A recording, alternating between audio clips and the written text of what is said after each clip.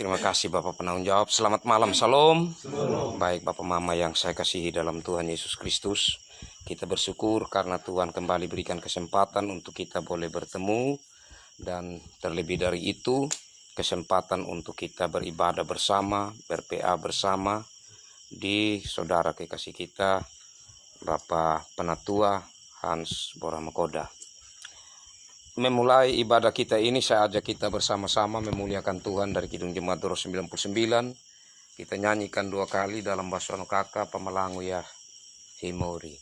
Pamalangu ya Himori, Pamalangu ya Himori, witi namunada,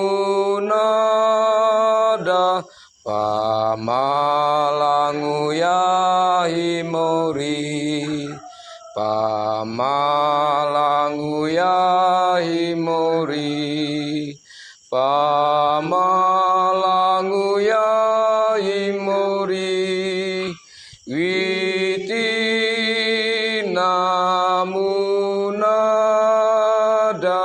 Pamalangu ya Himori. Kita berdoa.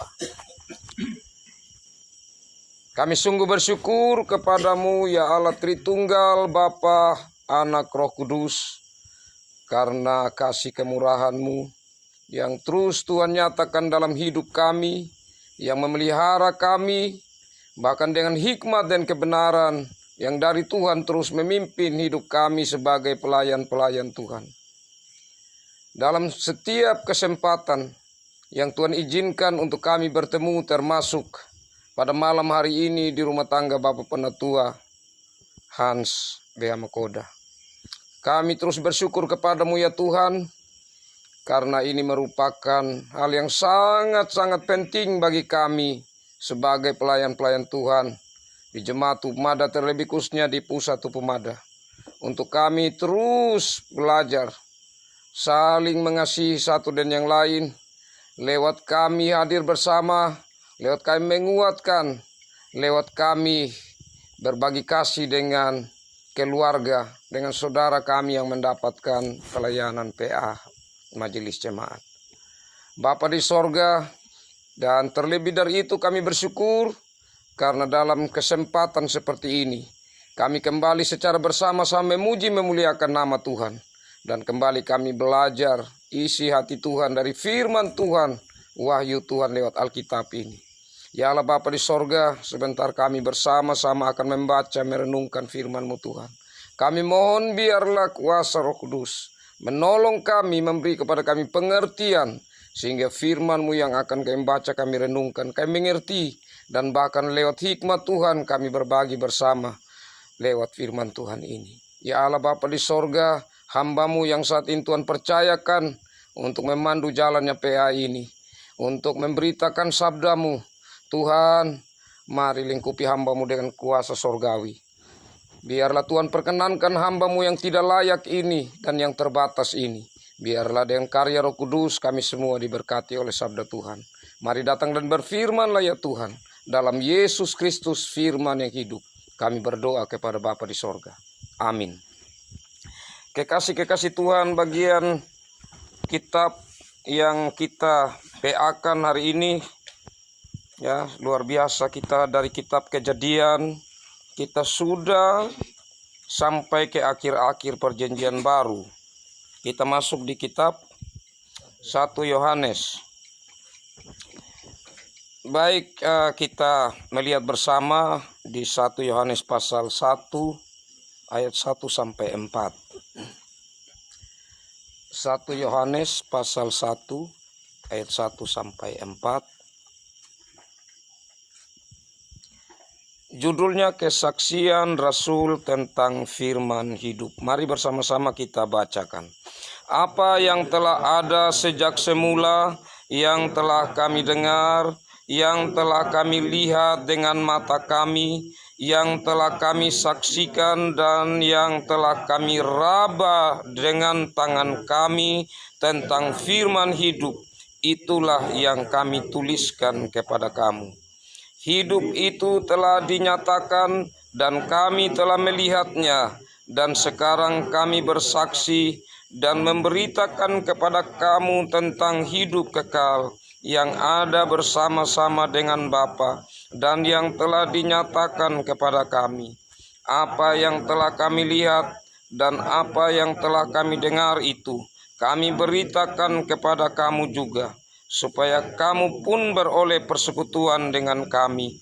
Dan persekutuan kami adalah persekutuan dengan Bapa dan dengan Anak-Nya Yesus Kristus. Dan semuanya ini kami tuliskan kepada kamu, supaya sukacita kami menjadi sempurna. Demikian sabda Tuhan. Berbahagialah saya dan saudara yang selalu rindu membaca, merenungkan, dan melakukan sabda Tuhan dalam hidup kita. Shalom. Kekasih-kekasih Tuhan, kita tahu bersama bahwa kitab Injil Yohanes, kemudian 1, 2, 3 Yohanes, dan Wahyu itu disepakati oleh pada umumnya para teolog bahwa penulisnya adalah Rasul Yohanes. Meskipun kalau diteliti, Bapak Mama kekasih Tuhan, khususnya di kitab 1, 2, 3 Yohanes, maka di sana beberapa ahli melihat bahwa ada kemungkinan besar pengikut-pengikut yang boleh dikatakan mereka sekolah khusus seperti mazhab begitu tentang Yohanes ini yang tentu mereka yang dekat dengan Rasul Yohanes itu mereka memberi satu pemikiran-pemikiran yang lebih tajam dalam konteks yang mereka hadapi di kehidupannya.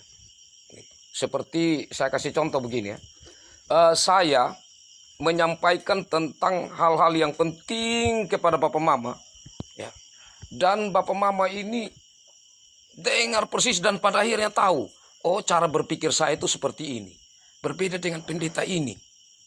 Nah, pada akhirnya waktu saya sudah meninggal, Bapak Mama ini hidup masih lama, mungkin 20 tahun ke depan. Totonya di situ menghadapi satu pergumulan persoalan dan cari di pokok-pokok pikiran atau tulisan dari Rasul Yohanes, wah ini belum begitu menjawab. Jadi mereka kembangkan lagi itu pikiran supaya dia lebih menukik lagi dalam konteksnya. Nah, jadi bayangannya seperti itu. Tapi intinya tidak keluar dari apa yang menjadi pokok pikiran dari Rasul Yohanes. Itu tetap mereka pegang mati.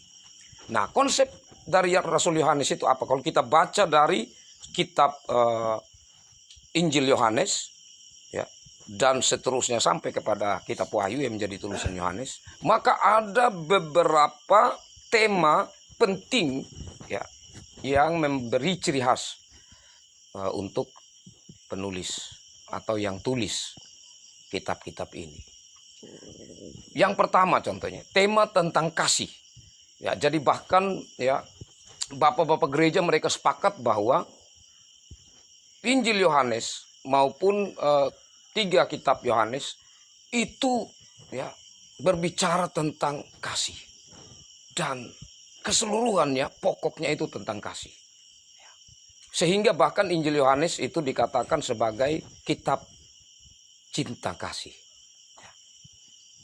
Nah, kekasih-kekasih Tuhan lebih mengerucut kepada kitab 1 Yohanes ini ditulis kurang lebih tahun 100 Masehi. Jadi itu akhir-akhir hidup dari Rasul Yohanes. Karena dari semua Rasul, Rasul Yohanes ini yang hidup cukup lama. Rasul Yohanes ini yang bahkan dibandingkan dengan rasul-rasul yang lain, dia yang meninggalnya dalam keadaan yang tidak seperti yang lain. yang boleh dikatakan meninggal dengan tenang. Kalau yang lain itu meninggal dan bergumul. Ya, kenapa? Karena seperti Rasul Paulus contoh dipenggal kepala. Ya, seperti Rasul Petrus yang disalib terbalik. Ya, dan murid-murid yang lain ada yang dalam peristiwa itu bisa juga pengikut-pengikut Kristus yang dianggap sebagai mereka tidak mau meninggalkan ajaran mereka, itu bahkan ada kuali besar yang khusus untuk goreng, Bapak. Goreng hidup-hidup. Ya, luar biasa tantangan mereka hadapi waktu itu. Nah, tapi dalam kitab 1 Yohanes ini yang dihadapi persoalannya adalah bidat atau ajaran-ajaran ya yang dipandang oleh gereja itu ajaran-ajaran sesat. Dan itu lebih khusus berhubungan dengan pribadi Yesus Kristus. Seperti saya kasih contoh ya. Ada di sana itu yang namanya doketisme. Jadi doketisme ini adalah satu ajaran atau bidat yang berkembang bahwa mereka menerima tentang Yesus itu adalah 100% Allah, tetapi manusianya tidak. Jadi di saat Yesus hadir dalam tubuh manusia, itu bagi mereka itu hanya tampaknya atau kelihatannya. Seperti dari kata arti doke itu yang tampak, kelihatan. Jadi doketisme ini adalah aliran yang menyampaikan bahwa Yesus itu Allah sejati. Ya, kemanusiaannya, tubuhnya itu hanya nampak. Jadi dia tidak benar-benar menderita, tidak benar-benar disalib. Ya, dia tidak seperti itu. Nah, jadi itu ajaran yang sangat berpengaruh Bapak Mama. Sangat berpengaruh, karena ini dogma. Ini ajaran dasar sekali tentang kristologi atau tentang Yesus Kristus itu. Nah, yang kedua gnostik. Ya, mungkin kita sering dengar ya, ajaran gnostisisme. Gnostikisme ini jadi dari kata gnostik itu artinya pengetahuan. Jadi orang waktu itu memandang bahwa Yesus ini hanya adalah putusan Allah yang membawa pengetahuan dari Allah itu kepada manusia. Sebatas itu. Jadi orang yang mau belajar waktu itu memang orang betul-betul serius untuk mengembangkan pengetahuan. Ya, termasuk dari spiritual. Mereka belajar tentang ajaran-ajaran ya yang ada di Alkitab. Ya, waktu itu kan perjanjian lama. Mereka belajar mendalami betul. Ya, selain pengetahuan ya seperti filsafat dan lain sebagainya yang berkembang saat itu. Tapi dalam gereja ini sangat berpengaruh Bapak Mama. Sangat berpengaruh. Karena keselamatan ditentukan dari bagaimana kita semakin belajar, semakin memahami, di situ akan terbuka tentang keselamatan yang Allah sediakan. Jadi di dalam ini contoh dua saja, ada beberapa perkembangan waktu itu yang menjadi sorotan atau dikritisi ya oleh Rasul Yohanes. Itu saja sudah menunjukkan bagaimana rumitnya persoalan dihadapi gereja waktu itu. Ya. Dan itu membawa perpecahan Bapak Mama. Perpecahan dalam jemaat mula-mula yang baru hanya beberapa jemaat. Itu mereka sudah terpecah dengan munculnya ajaran-ajaran ini. Nah, sedangkan ini hal yang sangat penting Bapak Mama kasih Tuhan. Nah, karena itu maka kita akan dapat gambaran. Kalau kita baca kitab 1 Yohanes ini khususnya, kita dapat gambaran, oh benar sudah. Ternyata isi dari apa yang tertulis dalam 1 Yohanes untuk menghadapi situasi yang ada waktu itu. Nah, sekarang coba kita masuk dalam bagian firman Tuhan ini. Apa yang telah ada sejak semula yang telah kami dengar dan seterusnya. Nah, Bapak Mama kekasih Tuhan, kalau kitab 2 Yohanes ya, kitab 3 Yohanes atau kitab-kitab Paulus itu dikatakan surat ya, dikatakan surat Bapak Mama. Karena waktu itu kalau orang tulis surat itu dia ada strukturnya. Jadi seperti ada pembukaannya, dalam pembukaan itu ada salam gitu. Biasanya begitu. Nah, tapi di sini kan tidak ada salam, dia langsung prolog begitu. Dia langsung menyampaikan satu permulaan dengan bentuk nasihat langsung. Nah, jadi ini para ahli yang lain memandang bahwa ini ya seperti sebuah bentuk nasihat, bukan dalam bentuk surat. Seperti itu. Karena nanti kita akan sampai ke kitab seperti 2 dan 3 Yohanes, kita akan melihat juga perbedaannya di situ. Nah, kekasih-kekasih Tuhan, apa yang telah ada sejak semula, yang telah kami dengar, yang telah kami lihat dengan mata kami, yang telah kami saksikan, dan yang telah kami raba dengan tangan kami tentang firman hidup, itulah yang kami tuliskan kepada kamu. Nah, kekasih-kekasih Tuhan, kata melihat dengan mata, ya, menyaksikan, meraba dengan tangan, ini kan berhubungan dengan hal fisik. Ya. Ini mau untuk mengkritisi yang tadi doketisme bilang bahwa dia itu hanya nampak saja manusia. Tapi di sini langsung dikritisi di awal dari 1 Yohanes ini. Ini firman hidup yang ada di Yesus Kristus, kita raba dia. Artinya kita jamah dia, kita pegang badannya. Dia ada benar, bentuk manusia betul, bukan manusia yang hanya nampak kelihatan samar-samar, tidak. Dia betul-betul manusia. Dan yang kami lihat dengan mata, jadi dia berbicara tentang saksi mata. Ya. Bukan yang hanya cerita di atas cerita, tapi benar-benar mereka ini melihat secara langsung.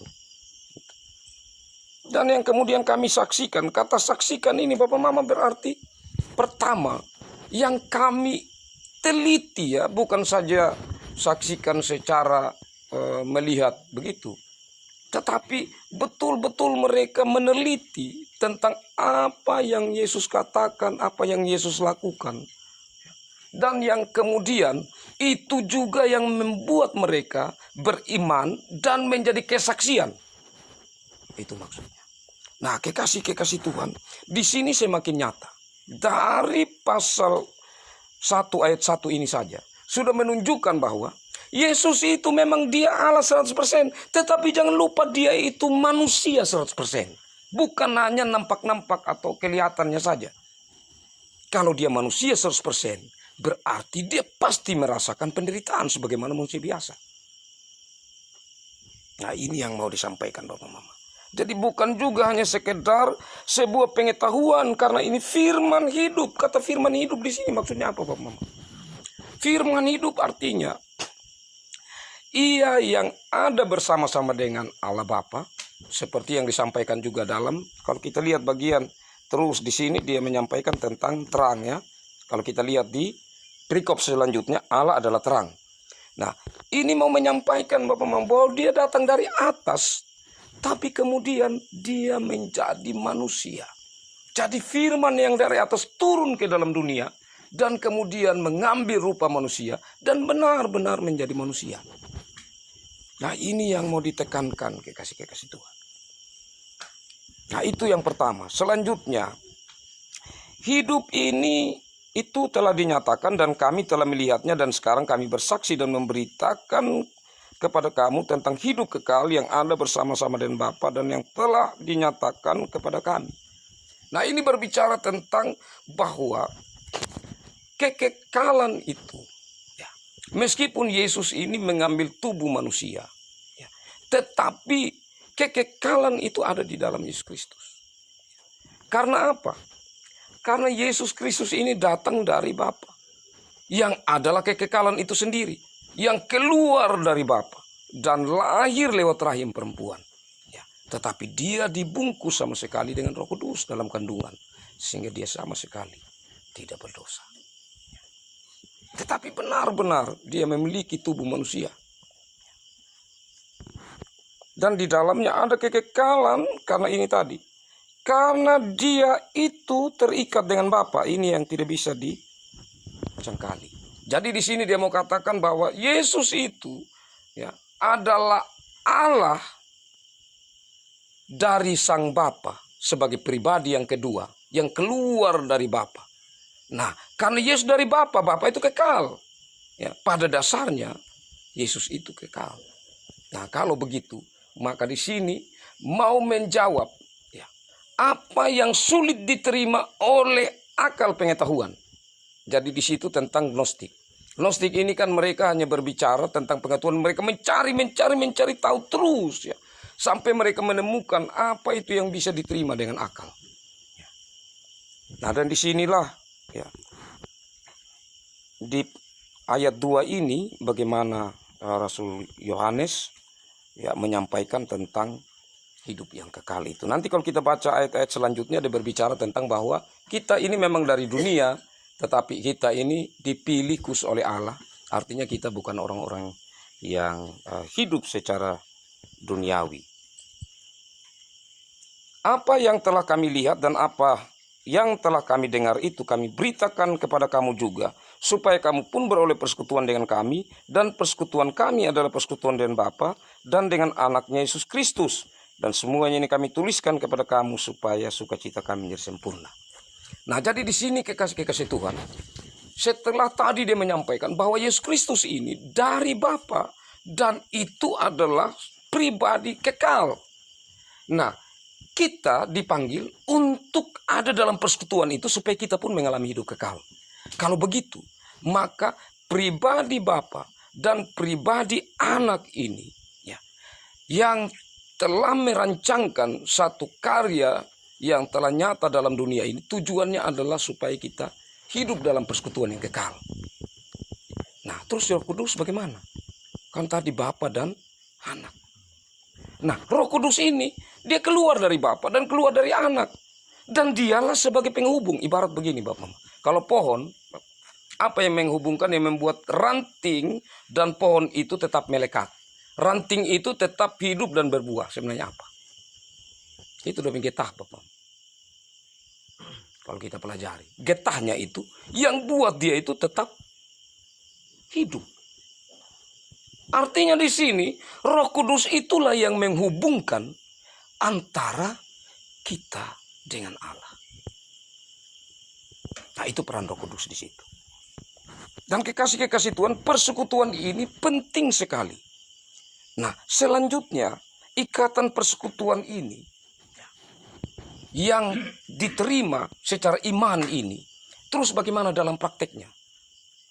Ini kan baru secara kita terima sebagai satu ya, dasar iman, satu dogma, satu ajaran pegangan bagi kita, bahwa yang benar itu Allah dalam Yesus Kristus, benar-benar dia 100% Allah, 100% juga manusia. Dan ada dalam kekekalan yang telah datang ke dalam dunia supaya menjadikan manusia, khususnya pilihannya itu, hidup dalam kekekalan bersama-sama dengan dia. Nah, terus kekekalan itu bagaimana diwujudkan? Atau untuk persekutuan yang kekal itu diwujudkan dalam kehidupan kita seperti apa? Kalau kita baca selanjutnya di sini, intinya adalah kasih. Bagaimana kita hidup saling mengasihi. Itu kita baca dalam ayat-ayat selanjutnya Bapak Mama kekasih Tuhan. Dan itu berhubungan dengan ada tentang dosa. Kalau kita baca di ayat-ayat selanjutnya ya. Nah, kemudian Kristus pengantara kita, artinya itu tentang dosa. Dan kemudian kasih itu kita bisa lihat di mulai pasal 3. Lihatlah betapa besar kasih yang dikaruniakan Bapa kepada kita. Kita melihat di pasal 4 mulai di ayat 7, Allah adalah kasih ya, dan selanjutnya. Jadi di sini intinya bahwa di saat kita mau tetap ada dalam persekutuan dengan Allah, pertama-tama begini, dia berbicara tentang dosa. Kita harus menyadari bahwa kita semua orang berdosa. Tidak ada satu manusia pun yang tidak berdosa. Karena itulah maka salib itu penting. Darah Kristus itu yang menyucikan kita, supaya kita tetap bisa berada dalam persekutuan dengan Allah. Karena Allah suci, kita berdosa, bagaimana kita bisa bersekutu dengan dia? Maka darah Kristus itulah yang membuat kita bersekutu dengan Allah. Kalau begitu, salib itu menjadi satu jalan penting untuk kita renungkan sebagai orang beriman. Nah, dosa, ya, dia berbicara tentang dosa di sini, ya sangat-sangat jelas sekali Bapak Mama kekasih Tuhan ya. Bahwa kalau kita mengatakan bahwa kita tidak berdosa, ya maka di situ kita lihat di ayat 8 ya, pasal 1 tadi ayat 8. Jika kita berkata bahwa kita tidak berdosa, maka kita menipu diri kita. 1. Kedua, dan kebenaran tidak ada dalam kita. Nah, tetapi jika mengaku dosa, ia yang adalah adil, setia dan adil, sehingga ia akan mengampuni dosa kita. Nah, selanjutnya di ayat 10. Jika kita berkata bahwa kita tidak ada berbuat dosa, maka kita membuat dia menjadi pendusta dan firman-Nya tidak ada dalam kita. Sedangkan yang pendusta itu kan iblis. Kan tidak mungkin kita jadikan Allah sebagai itu. Maksudnya begini Bapak Mama kasih Tuhan. Penting sekali supaya persekutuan atau hubungan kita dengan Allah itu akrab, mesra. Kita harus menyadari siapa diri kita. Jadi pengenalan akan Allah tidak bisa terlepas dari bagaimana kita mengenal diri kita. Saat kita memandang Allah, kita akan memandang diri kita, siapa Allah. Allah suci, siapa diri saya. Disitulah kita merenungkan betapa kita harus tetap ada dalam persekutuan itu. Tetapi ingat siapa kita. Supaya dengannya benar-benar kita merendahkan diri di depan Allah. Selanjutnya, dengan demikian maka kita memandang orang lain. Saya orang berdosa, dia orang berdosa. Semua orang berdosa. Kita ada dalam persekutuan sebagai anak-anak Kristus yang sudah ditebus. Kalau begitu, kita orang berdosa tetapi yang telah disucikan. Yang telah dibenarkan oleh Tuhan. Dengan demikian, maka kita tidak boleh untuk terus berkenjang dalam dosa. Seperti Rasul Paulus bilang, jangan kita menggunakan kemerdekaan itu sebagai kesempatan untuk berbuat dosa. Ya. Nah, kekasih-kekasih Tuhan, dan memang sebuah tingkatan kalau kita renungkan, semakin kita dekat dengan Tuhan, sebenarnya semakin kita merasa bahwa dosa itu semakin besar. Semakin kita tahu bahwa ini dulu saya anggap tidak dosa. Seperti Rasul Paulus bilang, setelah saya menoleh di belakang, sampah itu banyak sekali. Saya menyadari bahwa sebenarnya banyak sampah. Yang saya pikir dulu itu benar atau baik. Nah seperti contoh, ya ini memang tapi hanya contoh. Kalau kita berdiri, macam saya ini, Bapak Mama lihat. Kalau saya dekat lampu begini, ini saya punya bayangan besar sekali. Tapi kalau saya semakin jauh Bapak Mama, dia akan semakin kecil bayangan saya. Tapi di saat saya benar-benar nanti, kalau lampu ini terang sekali, saya masuk di dalam ini, saya bayangan hilang. Artinya apa? Kristus adalah terang. Semakin kita dekat dengan Kristus, dia semakin menerangi hati pikiran kita. Kita semakin menyadari dosa itu seperti apa. Semakin kita dekat, semakin besar kita menyadari bahwa ini ada banyak dosa. Tapi saat kita masuk benar dalam Kristus, maka disitulah kita mengalami bahwa kita menjadi anak terang. Dan memang kita dipanggil untuk itu. Untuk bagaimana masuk di dalam terang Kristus. Nah ini tidak mudah Bapak Mama kasih Tuhan. Dan ini proses umur hidup. Kenapa proses umur hidup? Rasul Paulus mengatakan, saat yang benar itu saya mau katakan, yang tidak benar itu muncul dalam diri saya. Jadi itu tidak mudah. Tapi ini sebuah usaha yang terus menerus kita lakukan. Nah tetapi yang membedakan begini Bapak. Orang yang hidup dalam Kristus ibarat begini. Saya jalan begini Bapak Mama. Saya lihat ini batu besar, tapi saya sengaja mau terantuk di situ. Saya lihat juga ada batu kecil, dia bisa saya buat saya jatuh, tapi saya sengaja. Beda dengan saya jalan, saya tidak sadar saya terantuk. Bisa mengerti Bapak Mama? Jadi mengikut Kristus kalau kita sengaja buat dosa itu beda dengan kalau kita tidak sengaja kita jatuh dalam dosa. Begitu. Nah ini yang kita harus renungkan secara baik. Apakah kita mau untuk terus sengaja berbuat dosa padahal kita sudah hidup sebagai anak-anak terang, ataukah ya namanya kita orang berdosa, kadang-kadang kita mau buat yang baik. Ya contohnya begini, saya mau bantu Pak Hans, ya Pak Hans pikir, terima kasih Pak Pendeta bantu saya, padahal dalam hati saya bilang, weh Pak Hans, dalam hati saya, ya pasti nanti saya juga ada susah, pasti Pak Hans bantu saya. Nah ini berarti di sini saya punya kasih, ya. Nah, kalau secara ukuran Tuhan yang secara pemberian kasih anugerah, ya, pemberian Yesus Kristus, maka ukuran itu kalau kita mau teladani maka tidak mungkin, ya kan? Nah, tetapi dalam ketidakmungkinan itulah kasih Tuhan semakin dinyatakan bagi kita. Karena Rasul Paulus bilang begini, dalam kelemahankulah kasih kemurahan Allah semakin nyata. Karena Rasul Paulus mengetahui bahwa dirinya tidak bisa, tidak mampu, ada hal-hal yang tidak mampu, ya begitu. Artinya dia coba begitu rupa tetapi ternyata sebentar bisa saja salah. Ya siapa kita manusia yang tidak pikir salah? Siapa kita manusia yang tidak ucap salah? Tetapi sekali lagi, bukan yang kita sengaja mau buat. Tetapi dalam kelemahan kita, dalam kealpaan kita, dalam ketidaksadaran kita, kita bisa jatuh, kita bisa salah. Ya. Tetapi kekasih-kekasih Tuhan, hal yang berikut penting sekali bahwa jangan kita tetap berada dari situ dan tidak menyampaikan itu kepada Allah. Ayat 9, jika kita mengaku dosa kita, nah, berarti perlu mengaku dosa, perlu menyampaikan kepada Tuhan, perlu menyatakan dengan kesungguhan hati yang mendalam, Tuhan, ampun, saya salah Tuhan. Tuhan sungguh mengasihi saya dan Bapak Mama kekasih. Kalau anak-anak kita saja, mereka datang dan mereka sudah salah, dengan penuh penyesalan, kita lihat wajah mereka pasti kita jatuh hati Bapak Mama. Kita merasa aduh, sama anak. Apalagi Tuhan yang kasihnya lebih dari apa yang kita bayangkan. Ya pasti akan. Ya jadi ini beberapa hal Bapak Mama, tapi saya harapkan kita akan banyak berbagi lewat firman Tuhan ini. Dan mungkin ada hal lain juga sebentar. Ya di luar ini bisa untuk kita berdiskusi bersama. Sampai di sini saya batasi di sini yang saya dapat sampaikan. Saya berikan kesempatan kepada Bapak Mama kekasih Tuhan untuk kita sama-sama berbagi, atau mungkin ada hal yang mau ditanyakan untuk kita juga sama-sama ya memberi jawaban dari apa hikmat yang Tuhan anugerahkan kepada kita. Baik, saya mulai dari sebelah kiri saya, dari Bapak mana Tua Bolu. Makasih. Ya tadi kalau dilihat dari kesaksian Rasul Yohanes itu ternyata memang sudah lama ada banyak penyesatan gitu ya. Banyak penyesatan seperti kristologi, seperti gnostik, pengetahuan yang orang belajar seolah-olah menyesatkan orang. Seolah menyesatkan. Nah sekarang kalau dibandingkan dengan kehidupan kita sekarang ini di jemaat, banyak hal yang kita lihat. Contoh saja, hampir bapak-bapak tidak pernah datang gereja, padahal mereka tahu persis ini hari Minggu itu adalah hari yang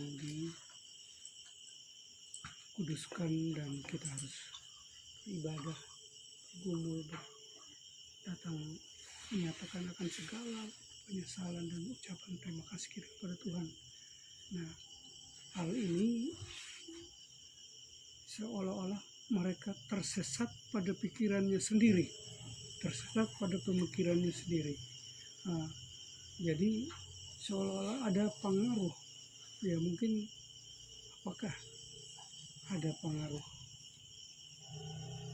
kelemahan, hanya kelemahan saja di dalam kehidupannya, ataukah ada seperti tadi gnostik hanya pengetahuan, tanda tanya, apakah betul nanti di hari akhir itu, kiamat itu ada penghakiman apa segala, atau jangan-jangan. Nah ini hal-hal yang seperti ini memang itu sudah yang perlu kita tekankan benar-benar pada baik kita maupun pada jemaat, sehingga benar-benar menyadari bahwa pemikiran-pemikiran seperti itu kita seolah-olah berada di dalam kegelapan. Jadi kalau sudah kegelapan itu melingkupi terus-menerus, maka akan sulit sudah keluar dari sana. Dan tadi yang kita bilang, ya dosa itu makin ini, seolah-olah sesuatu yang disengajakan gitu. Nah itu mungkin yang saya tadi bergumul mengenai itu saja yang saya sampaikan. Terima kasih. Baik, terima kasih Bapak Anoto Bolu, luar biasa. Jadi memang Bapak Mama kita akan memikirkan kemungkinan ya tentang alasan atau latar belakang kenapa bapak-bapak ini banyak yang tidak hadir di gereja. Nah, salah satu yang disampaikan Bapak Nguyen itu kemungkinannya adalah mereka punya pemahaman. Memang Bapak Mama waktu itu saya kan tadi sampai 2. Ada beberapa saya katakan, dan salah satunya juga ada yang menganggap bahwa karena ini sudah kasih kemurahan Allah yang besar, Allah sudah memilih kita selamat, ya pasti selamat sudah. Jadi soal perbuatan baik, moral, tanggung jawab Kristiani, karakter, itu tidak menjadi satu masalah lagi. Yang penting kita sudah percaya Kristus, pas selamat. Nah ini tentu yang terjadi waktu itu, dan yang Rasul Yohanes ingatkan bahwa tidak serta-merta begitu. Maksudnya memang Allah menginginkan kita jalankan tanggung jawab kita, tanggung jawab yang hidup ini berjalan terus. Iya. Jadi ya seperti Bapak bilang, mungkin pemahaman itu kita juga terus memberi pemahaman kepada warga, kita ingatkan kepada mereka tentang iman itu penting sekali. karena harus disertai juga dengan perbuatan. Silakan dari Bapak Ilvi, Bapak Adven. Jadi kalau ada pertanyaan-pertanyaan juga Bapak Mami, tidak juga seharusnya dari 1 Yohanes yang berkembang kita ingat mungkin apa, kita bisa juga sharing. Ada Bapak? Mama Tumi dari Bapak dari Pak Hans. silakan. Pas Bapak ini, Bapak Itra, Pak Guru, Bapak. Terima kasih. Ini adalah terkait dengan firman Tuhan pada saat ini, khususnya di ayat yang ke-9 tadi. Iya.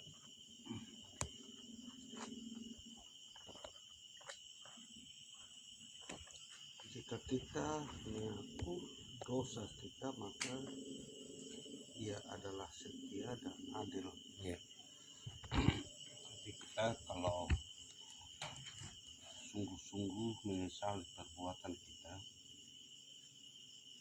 dan bertobat, Tuhan pasti ampuni. Dalam konteks ini, saya sering dengar memang dalam doa, dalam penyampaian firman Tuhan, teristimewa dalam bahasa Wanakaka. Tapi nukana do kujala, tapi nukana nama kura jakap. Jadi dalam pemahaman saya ini sesuatu pemahaman yang keliru. Artinya dunia ini dia ciptakan Tuhan sangat sempurna. Dan dunia ini tidak pernah salah. Yang salah adalah kita. Yang berbuat dosa adalah kita manusia. Menurut pandangan teologis, istilah dalam bahasa Wanakaka ini pinutana doku jala jakana pinutana kura jakam, kalau menurut Bapak Pendeta sesuai dengan pandangan teologis seperti apa, supaya kita punya pemahaman yang sama karena kita sebagai pelayan, supaya dalam doa atau dalam perenungan firman kita bisa pahami ini. Terima kasih. Sebelum Bapak Pendeta, saya mau kasih ini yang pas, Anda ingat saya. Karena engkau telah melakukan melanggar apa yang saya katakan, terkutuklah bumi ini. Mungkin itu yang Sudah menjadi dasar sehingga terkutuklah bumi ini, sehingga tanah doku jalan gitu. Terkutuklah bumi ini, sehingga dengan berpeluhmu kamu baru kau dapat makan daripadanya dan segalanya. Artinya itu supaya sudah kita tambahan punya pemahaman ini yang ini. Oke. Karena dalam doa ataupun dalam penyampaian firman sering terdengar istilah ini. Baik. Oke. Jadi terima kasih, pertanyaan yang sungguh luar biasa Bapak. Ya. Dan saya sebentar baru ke bahasa Wanakakanya ya. Nah, jadi tentang pendalaman teologisnya Bapak. Jadi di kitab Kejadian itu ada saat Tuhan pertama kali ya memulai penciptaannya, yang kemudian ya, dengan tahapan-tahapan yang kita ikuti hari-hari penciptaan itu, maka di situ Tuhan menyatakan ada 3 berkat. Pertama, kita cek di kitab Kejadian Bapak Mame, supaya kita bisa ikuti, supaya jangan sampai saya omong tapi ada ini.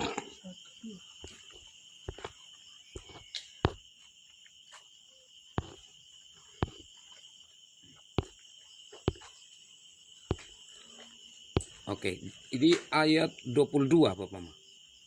1 ayat 22. Ya. Lalu Allah sudah belum? 1 Kejadian 1 ayat 22.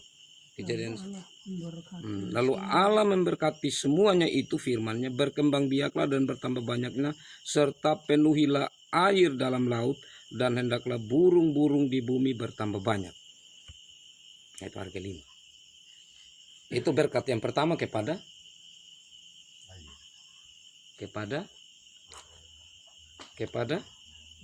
Banyaknya kepada dunia Adam. kepada ikan dan burung. ikan dan burung. Coba kita perhatikan. Yang berkembang biak kan ikan tuh. Berkembang biaklah dan bertambah banyak serta penuhilah air dalam laut. Berarti ikan tuh. Nah, dan hendaklah burung-burung di bumi bertambah, berarti burung. Burung. Ya berarti ini binatang ya toh. Nah, jadi berkat yang pertama itu kepada binatang. Nah, berkat yang kedua ayat 28. Allah memberkati mereka, lalu Allah berfirman kepada mereka, beranak cuculah dan bertambah banyak, penuhilah bumi dan taklukkanlah itu. Selesai. Ini kepada siapa? Yang pertama tadi binatang. Yang kedua, nah, sekarang kita lihat yang ketiga.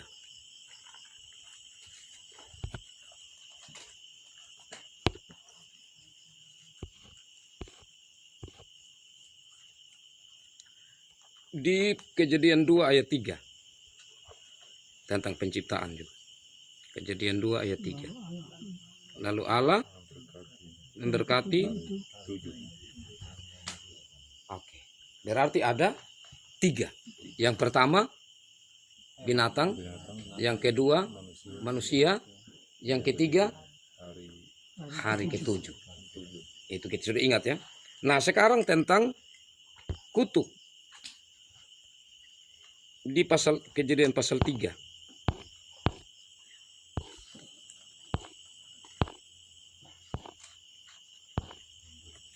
Di 14, Kejadian pasal 3 ayat 14 ya. Lalu kepada, karena engkau berbuat demikian, terkutuklah. Nah, di sini siapa yang dikutuk?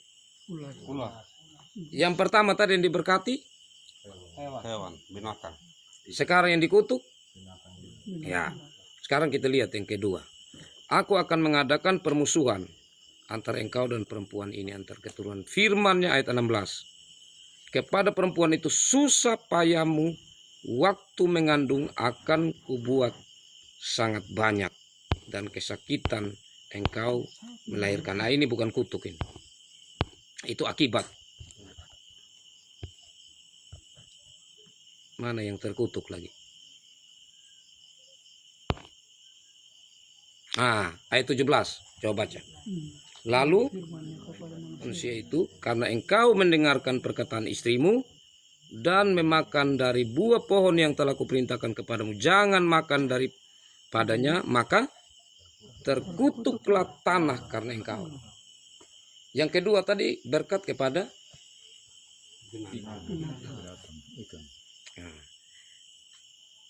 tidak, berkat kepada manusia tuh. Nah, tapi sekarang kutuk yang kedua kepada tanah. Nah, kenapa kepada tanah?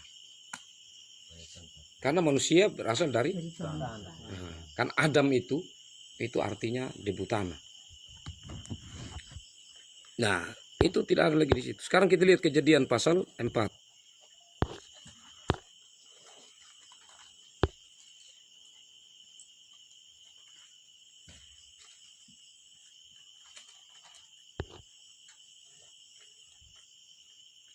Ayat 11, Kejadian 4 ayat 11. Coba. Maka sekarang terkutuklah engkau. Nah, kenapa Tuhan kutuk Kain di sini? Ini kan kutukan yang ketiga sudah. Nah, jadi yang pertama binatang atau ular, yang kedua tanah, yang ketiga yang tanah tadi itu gambaran tentang manusia juga. Karena manusia yang berusaha di tanah. Nah, kenapa di sini manusia muncul? Karena Bapak Mama, yang terjadi pembunuhan itu akar masalahnya karena ibadah. Karena ada persembahan dalam ibadah itu. Mereka sedang menyembah Tuhan. Kain punya persembahan tidak diterima. Masalah ibadah. Jadi tadi berkat Tuhan di hari di ketiga itu apa yang ketiga? Hari ketujuh berhubungan dengan ibadah. Dan yang ketiga ini juga terkutuk itu berhubungan dengan hari di mana beribadah. Tujuannya kepada Kain. Nah, sekarang kitab yang Bapak Penatua Bapak Arta tanya tadi tentang bagaimana kita punya Bason Kakak. Nah, kita Bason Kakak, saya tidak bisa mendalami, tapi saya kasih bilang begini. Kalau yang kita bilang yang salah itu tanah, itu salah. Yang salah itu kita manusia. Tanah itu akibat. Penyebabnya itu adalah manusia. Tanah itu akibat. Nah, kalau kita bilang yang kedua itu apa? Aku rajakan. Itu mungkin bisa. Karena tanah ini menjadi sulit. Ya toh? Tapi bukan berdosa, tapi menjadi sulit akibat dosa. Mungkin itu. Kalau yang kedua itu kurajakan mungkin dengan pengertian apa? Itu Kesulitan. Nah, itu bisa. Bisa kena. Nah, kan itu akibat. Jadi akibat dari dosa manusia, tanah ini menjadi kurang, menjadi sulit. Tidak menghasilkan. Nah, begitu. Tapi kalau kita bilang tanah ini yang berdosa, itu tanah penyebab, kita akibat. Tidak bisa. Harusnya kita penyebab, akibatnya tanah itu dia kurang menghasilkan. Ya, bisa paham ya? Nah, tergantung dari Bab Mama punya maksud. Atau maksudnya begini. Pinu tanah itu berhubungan dengan keseluruhan jatuh dalam dosa. Memiliki akibat. Nah, itu boleh. Artinya akibat dari keseluruhan ini mengakibatkan itu. Mengakibatkan manusia, tanah, hewan semua. Gitu. Nah, tetapi sebenarnya manusia harus melihat bahwa yang sebenarnya memulai itu adalah manusia. Pertama saja jatuh dalam dosa, apa yang dilakukan? Bukan dong tarik ini tanaman yang ada di taman itu rusak. Untuk tempel lebih badan. Tutup lempunya, badannya telanjang. Bertuhan turun begini. Di mana kau?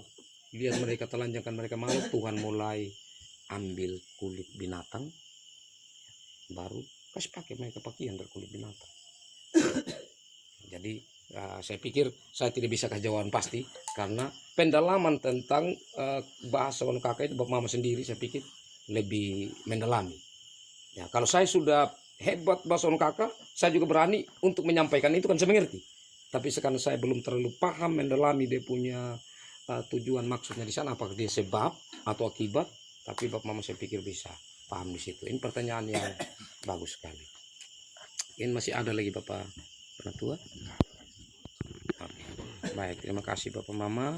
Jadi ya kita bersyukur ya, karena lewat kesempatan PA ini kita merenungkan bahwa sebenarnya dogma ajaran itu penting sekali Bapak Mama, penting sekali.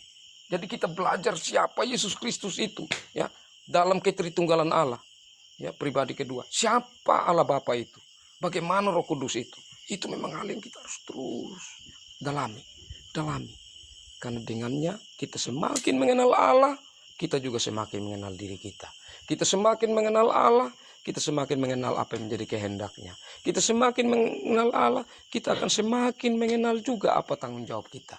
Dan semakin kita mengenal Allah, kita akan semakin membangun persekutuan yang menuju pada kekekalan. Sebagaimana Allah yang telah memperkenalkan diri dan yang bahkan telah memberikan Yesus Kristus dalam karya penyelamatan untuk kita demi tujuan hidup yang kekal, maka itu juga yang kita perjuangkan dalam hidup ini. Tuhan memberkati firman-Nya dan memberkati kita semua. Amin. Kekasih-kekasih Tuhan, mari kita menyanyi bersama dari Kidung Jemaat 249.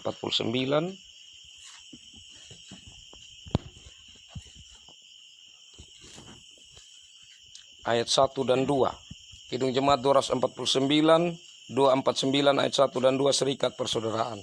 Serikat persaudaraan, berdirilah teguh, sempurnakan persatuan di dalam Tuhanmu, bersama-sama majulah, dikuatkan